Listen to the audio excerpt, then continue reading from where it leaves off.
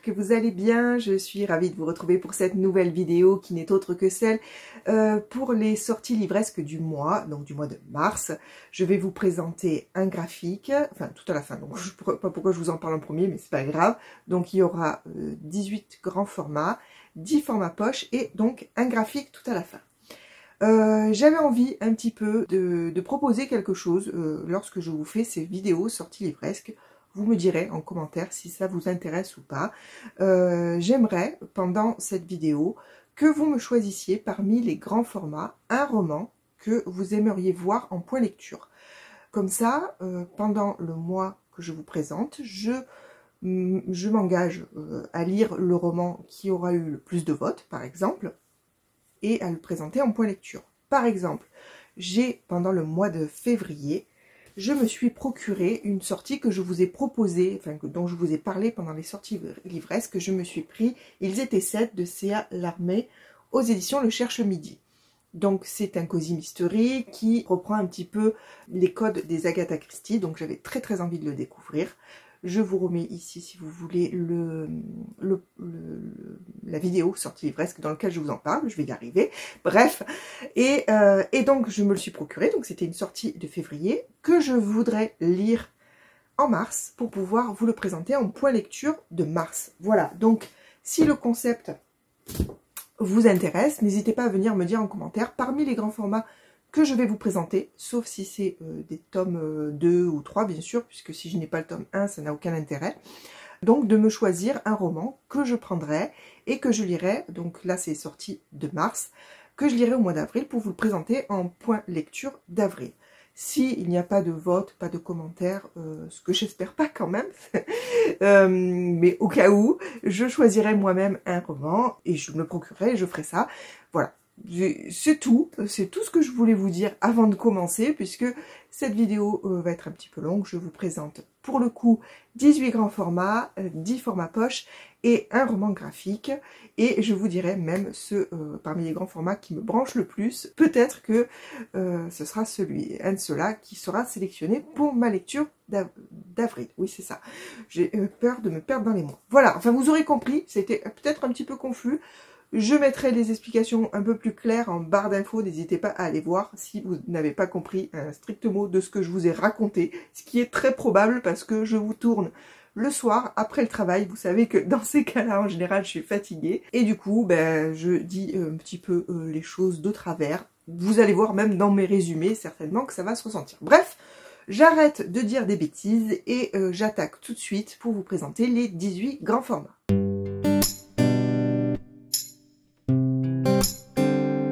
On commence tout de suite par une sortie du 1er mars des éditions Big Bang qui s'intitule La chasseuse et l'alchimiste. C'est de Alison Saft. Donc là, on va suivre la jeune Margaret. Sa mère a disparu et elle est persuadée que pour pouvoir la faire revenir, il faut qu'elle gagne la grande chasse qui a lieu pour chasser une créature mythique, un légendaire Allah. Mais pour participer à cette chasse, il faut qu'il soit 2, et donc il faut qu'elle soit accompagnée d'un alchimiste. Sauf que, a priori, elle n'en connaît pas. Elle rencontre Wes, qui était normalement venu demander de l'aide à sa mère, et c'est un futur alchimiste, a priori, et donc elle lui demande d'être son binôme pour cette fameuse chasse. Voilà, la couverture est vraiment très sympa. C'est un objet livre qui va être très sympa aussi. J'ai commencé à voir quelques photos avec, vous savez, les tranches décorées. Et voilà, peut-être que je craquerai pour celui-ci. On reste chez Brajlon avec la sortie du tome 1 de la saga Le Pont des Tempêtes de Daniel L. Jensen, donc qui sort le 1er mars. Là, on suit Lara, qui est la fille du roi de Maridrina. Elle a été entraînée à l'art de la guerre, de l'espionnage, de la séduction, et son ultime but, c'est d'épouser le roi d'Itikana et de s'emparer de son pouvoir. C'est assez classique, mais j'aime aussi pas mal la couve. Je trouve que Brajlon fait de gros efforts sur le côté éditorial, enfin le travail éditorial, voilà, c'est le mot que je cherche. Et peut-être que celui-ci finira dans ma palle, on ne sait pas. Je vous parle maintenant d'une sortie de chez Syros du 2 mars qui s'intitule L'Altus et qui est écrit par Alexandre Robert. Je vais vous lire le résumé parce qu'il était un petit peu compliqué de résumer ce résumé. Tous les vœux sont-ils bons à exaucer? Et si votre plus grand désir était l'enfer? L'Altus est le nom d'un vieux coffre noir mentionné dans les livres. Si vous l'ouvrez, il vous transforme en celui ou celle que vous désirez être par-dessus tout, même si vous l'ignoriez. Un soir, Tom, Léa, Marcelin et Will dénichent le coffre noir sur le chantier d'une mine. Quel meilleur moyen pour percer ce secret que de l'ouvrir chacun à son tour, chacun à leur tour. Voilà, ça a l'air très intriguant. On passe à une autre sortie du 3 mars de chez Gustream, qui est Mystic Flow, le tome 1, Les Maîtres des Arcanes. Alors là, vraiment, on est aussi sur de la jolie couve. On suit, comment s'appelle-t-il? Sage, qui est maître des arcanes, et en fait, qui pourrait influencer sur le dénouement de la guerre. Donc, il est pourchassé, parce que chacun voudrait l'utiliser à cette fin. On est effectivement dans un monde où les royaumes se font la guerre et ils sont à la recherche, pour tenter de la gagner, des ARM qui sont des armures robotisées mobiles qui ont été créées par une civilisation disparue. Alors je ne sais pas si c'est quelque chose d'un petit peu futuriste, enfin en tout cas voilà. Et donc Sage, pour échapper à ceux qui le poursuivent, va rencontrer Dibai et avec elle, ils vont tenter de percer les mystères des ARM, peut-être pour qu'on le laisse tranquille.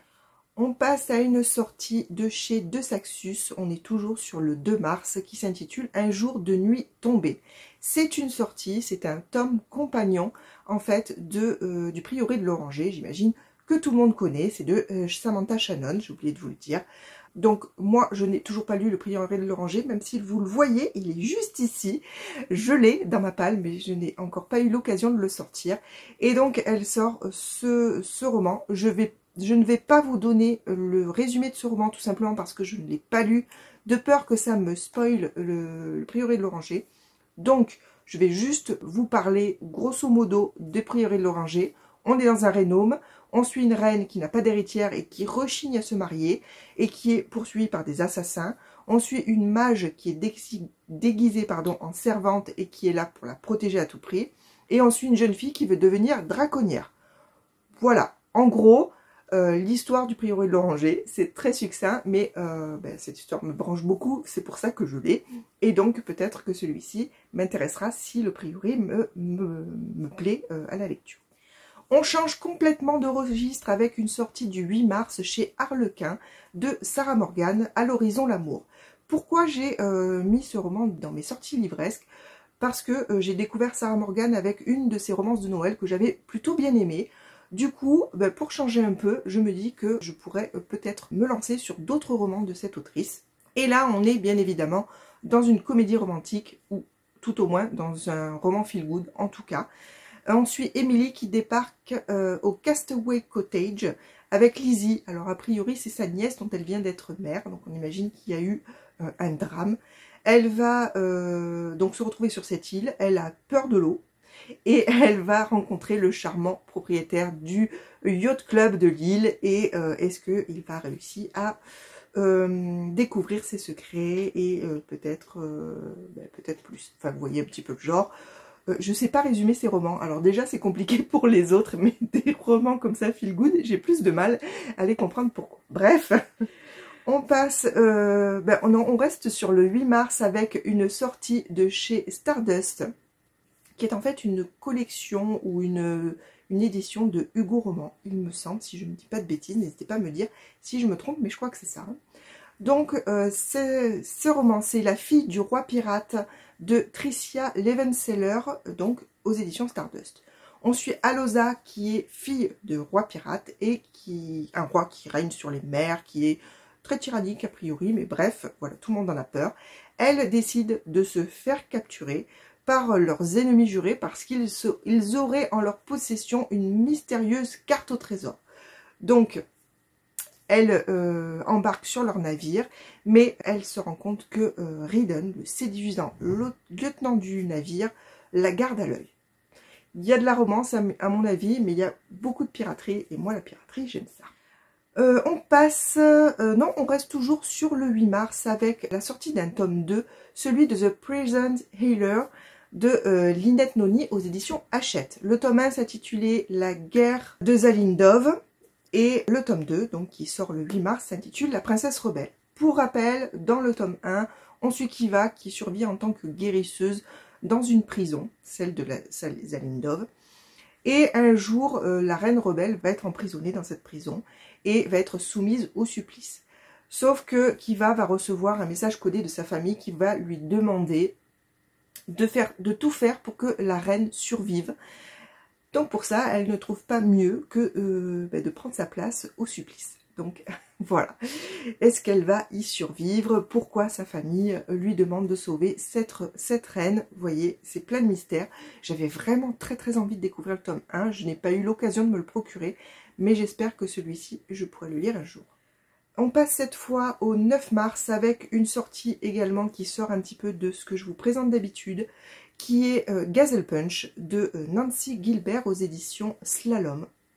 C'est un young adulte, peut-être même ado, enfin voilà, c'est un roman un peu plus jeunesse que d'habitude. Mais je sais pas, le résumé m'avait plutôt branché. On suit Violette qui a 50 ans et qui vit près d'une forêt d'Ardèche, ou même au cœur d'une forêt en Ardèche, je crois. Et elle accueille des jeunes ados d'une quinzaine d'années qui sont abîmés par la vie. Donc elle va accueillir entre autres Dempsey et Livia. Et ces jeunes ados vont petit à petit découvrir l'histoire de Violette et ça va leur permettre de s'ouvrir un peu plus à la vie. Et donc ça a l'air d'être une histoire qui est pleine d'espoir, tout ça. Donc pourquoi pas, pour changer un peu.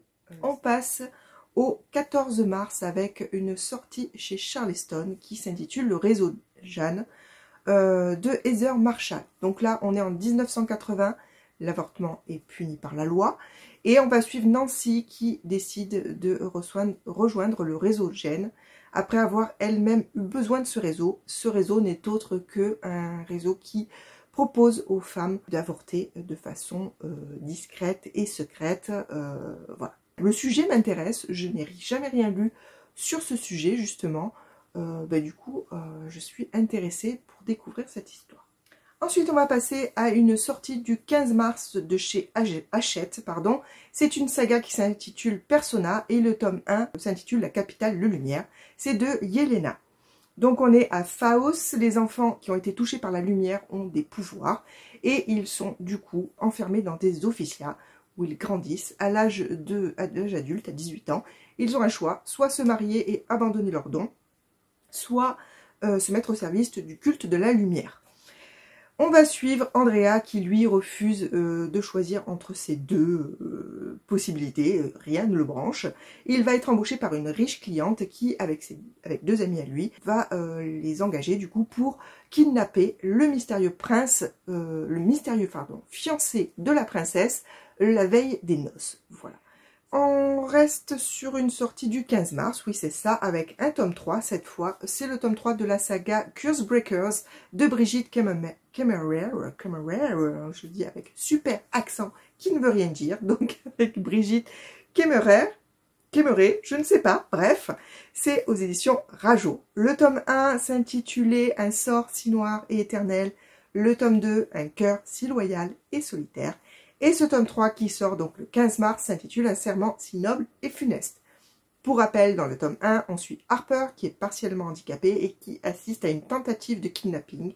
Elle va s'interposer et du coup c'est elle qui va être kidnappée. Elle va être du coup emmenée dans un monde parallèle ou un autre monde, je ne sais pas trop, où elle va rencontrer un prince maudit. J'ai l'impression que c'est un petit peu une réécriture de conte. Enfin, en tout cas, dans ce tome 1, on est bien sur quelque chose qui fait penser à La Belle et la Bête. On verra si je me lance. On a une trilogie qui est complètement sortie, donc peut-être que c'est l'occasion du coup de craquer.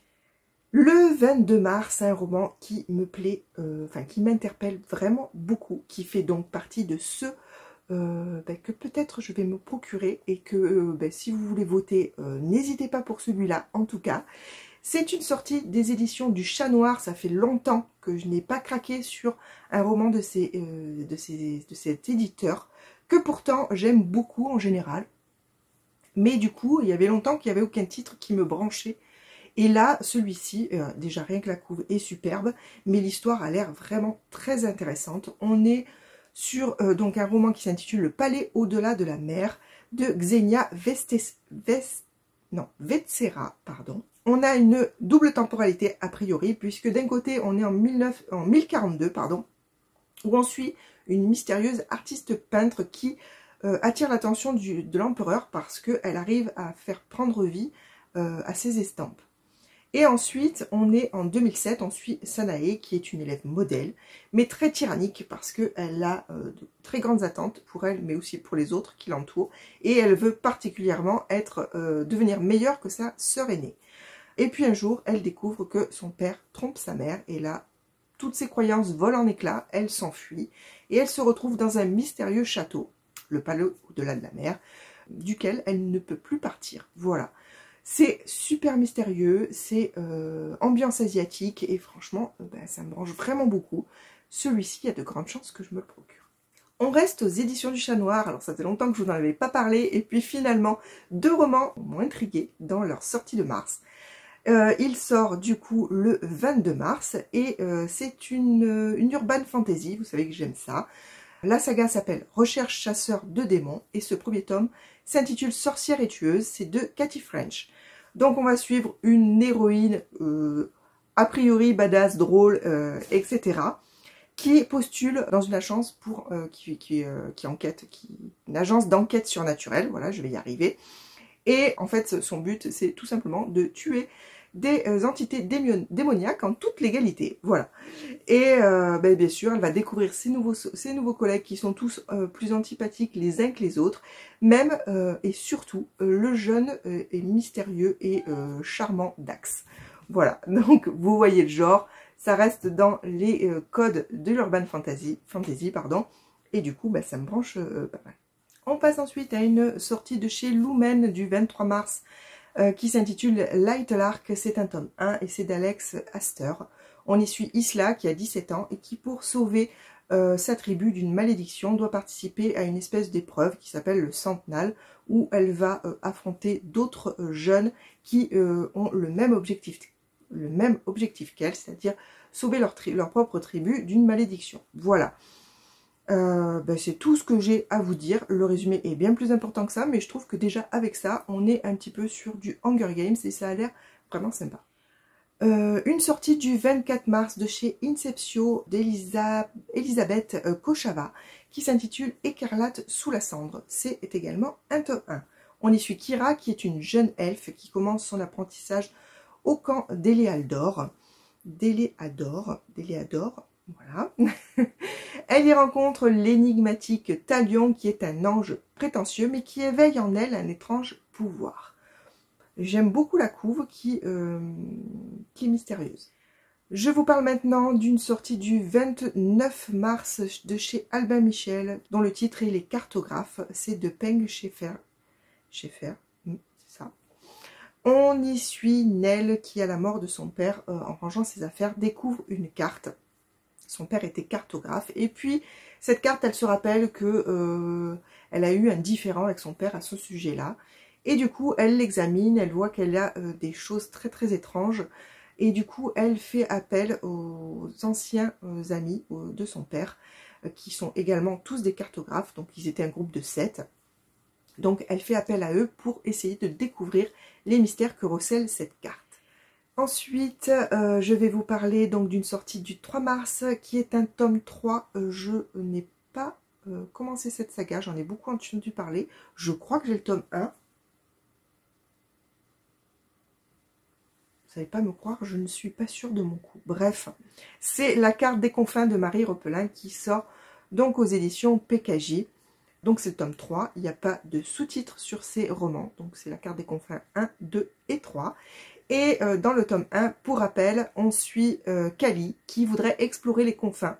Et grâce à ça, entrer dans la légende. Elle a réussi à prendre possession d'un compas marin enchanté parce que c'est une voleuse hors pair. Mais elle a besoin d'un navire pour l'aider à atteindre son objectif. Elle va demander donc à un jeune capitaine de bateau pirate, Blake, de l'accompagner. Je crois que dans le tome 1, il y a pas mal de romances. Mais après, j'ai pas suivi les critiques des tomes suivants. Donc j'en sais pas plus sur cette saga. Ah ben c'était le dernier que je voulais vous proposer en grand format. Je vais donc maintenant attaquer les 10 formats poche.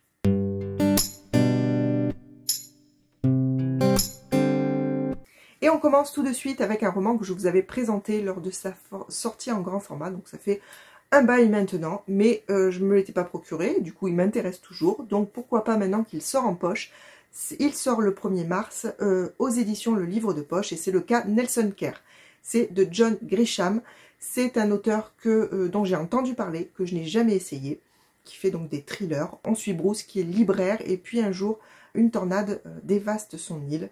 Après la tempête, on découvre le corps sans vie de Nelson Kerr, qui était un de ses amis et qui était également un auteur de thriller. Dans ses affaires, il va trouver une clé USB dans laquelle il va y avoir son dernier roman, qui n'est pas encore sorti, hein, et il va découvrir des choses dans ce roman, et peut-être le pourquoi du comment, puisque visiblement, la mort n'est pas due à la tempête, les marques sur le corps contredisent cette hypothèse. Je vous présente maintenant une autre sortie du 1er mars que j'ai lu. J'ai lu la saga entier. Donc là, c'est le tome 2 qui sort chez J'ai lu en poche. Le tome 1 est déjà sorti. Je crois que je l'ai raté. Ou peut-être je vous en avais parlé, je ne me rappelle plus. Mais en tout cas, c'est la saga Nevernight de Jay Kristoff qui sort du coup chez J'ai lu. Le premier tome qui s'intitule N'oublie jamais, donc comme je vous disais, est déjà sorti. Et là, on est sur le tome 2 qui s'intitule Les Grands Jeux. Je n'ai pas fait de retour de point lecture sur la saga complète. Sachez cependant que j'ai adoré le tome 1, que j'ai beaucoup aimé le tome 2, mais que le tome 3 a été en dessous pour moi, une légère déception. D'ailleurs, je me rends compte que chez Jay Kristoff, les 3 trilogies que j'ai lues, même si les 2 autres étaient à 4 mains, j'ai toujours trouvé le tome 3 un petit peu moins bon que le reste de la saga. Bref. En tout cas, pour vous rappeler un petit peu l'histoire, si jamais vous n'en avez pas entendu parler, ce qui m'étonnerait fort, on suit Mia, qui est la fille d'un traître, le traître gouverneur qui voulait prendre le pouvoir, sauf qu'il a raté son coup. Toute sa famille va être assassinée. Mia va réussir à s'enfuir et elle va entrer dans une école d'assassins, puisque son seul but, en fait, c'est de se venger des gens qui ont assassiné sa famille. Voilà. On passe à un roman que j'ai dans ma palle, que je n'ai pas encore sorti, mais qui sort en poche, donc je l'ai acheté en grand format. Oui, je l'ai acheté en grand format. Et ben oui, puisque j'ai pas pu l'acheter en poche, puisqu'il n'est pas encore sorti, n'est-ce pas? Donc le 3 mars sort America de Ludovic Manchette et Christian Niemiec aux éditions Pocket. Ce roman, donc comme je vous le disais, je l'ai acheté en grand format, je ne l'ai pas encore lu, mais il me branche beaucoup, sachant que j'ai beaucoup aimé le premier roman de ces deux auteurs. Qui n'est autre qu'Alabama 1963, si vous ne l'avez pas lu, lisez-le.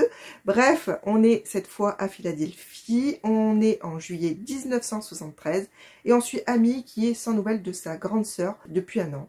Sa grande sœur qui était partie à Los Angeles pour tenter de percer au manoir Playboy. Donc, comme elle est inquiète, elle décide de prendre sa valise et de partir la retrouver. Donc, on va être sur du road trip, et j'ai très envie de le découvrir. Mais je l'ai dans ma palle, donc ça serait cool que je le sorte. Toujours le 2 mars sort un autre roman que je vous avais présenté en sortie grand format, que je ne me suis pas procuré pour le coup, mais qui m'intéresse toujours aussi. C'est L'étrange traversée de Sardam de Stuart Turton aux éditions 10-18. Donc de cet auteur, j'ai déjà lu les 7 vies d'Evelyn... Les 7 morts d'Evelyn Hardcastle, c'était pas tout à fait ça, qui était un roman un petit peu étrange, atypique, que j'avais quand même beaucoup aimé. Donc je me suis noté celui-ci, on est en 1634. Le Chardam donc quitte les îles néerlandaises pour Amsterdam. À son bord, le gouverneur de l'île de Batavia, sa femme et sa fille, et au fond de la cale, un prisonnier, le célèbre détective Samuel Pimps, qui a été victime d'une sombre affaire. Mais là n'est pas la question.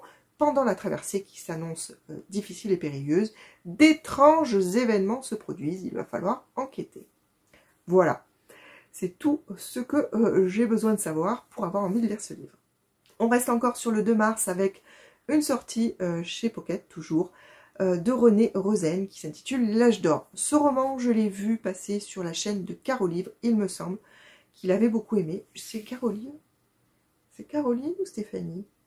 Peut-être les deux, je ne sais plus. Bref, c'est un roman vers lequel je ne me serais pas forcément tournée, mais il sort en poche, donc pourquoi pas.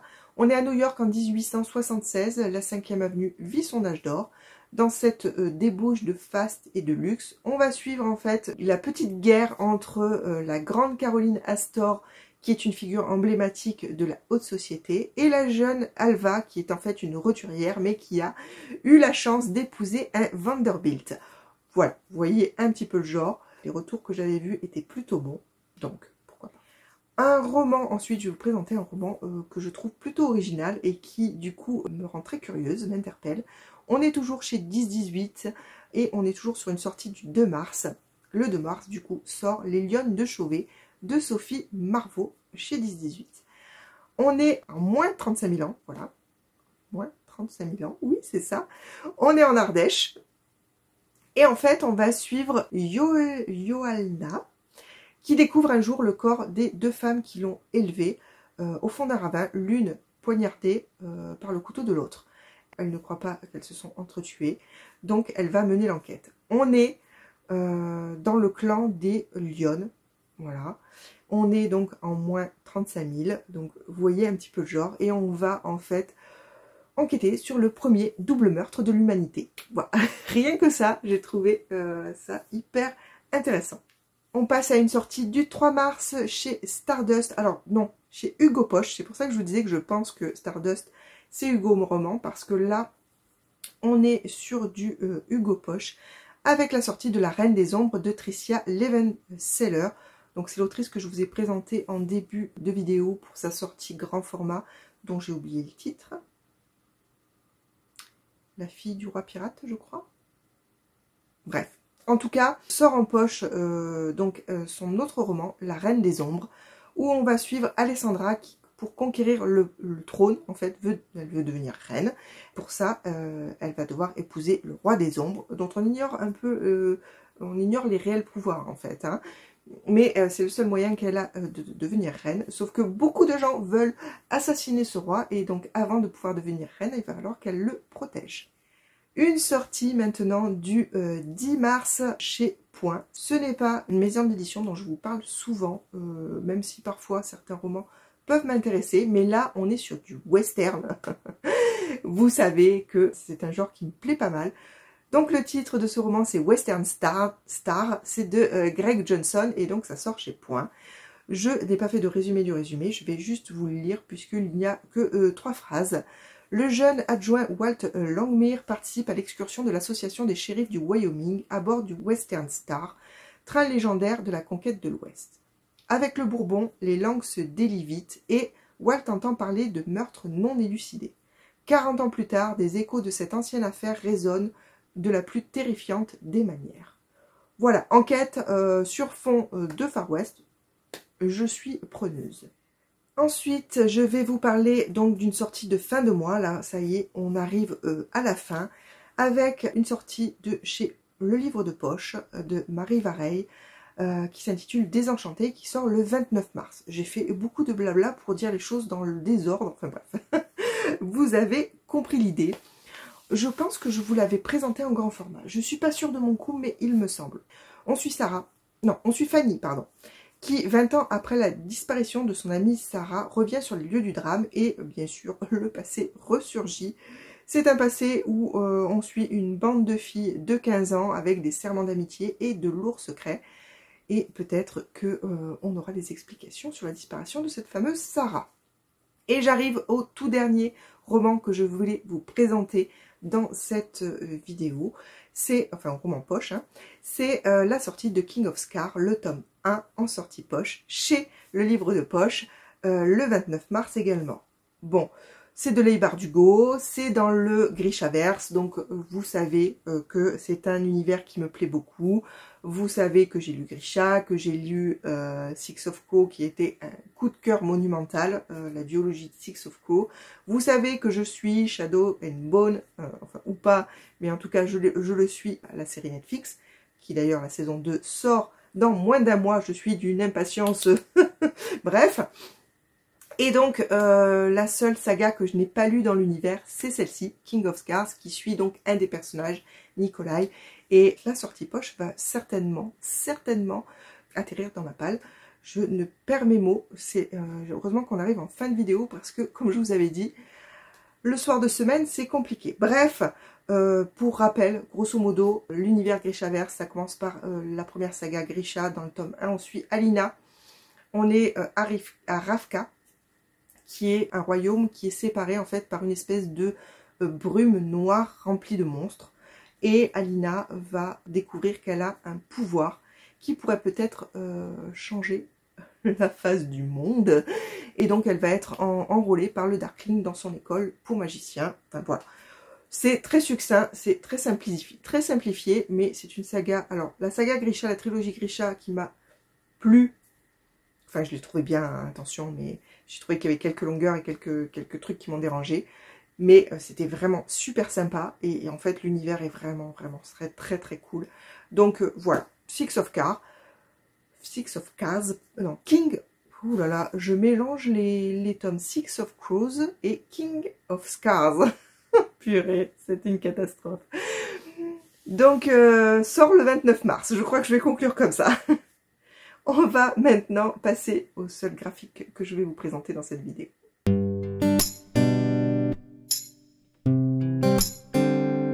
Alors j'ai été attirée par ce graphique tout simplement par la couverture, le dessin de la couverture que j'ai trouvé vraiment très très joli.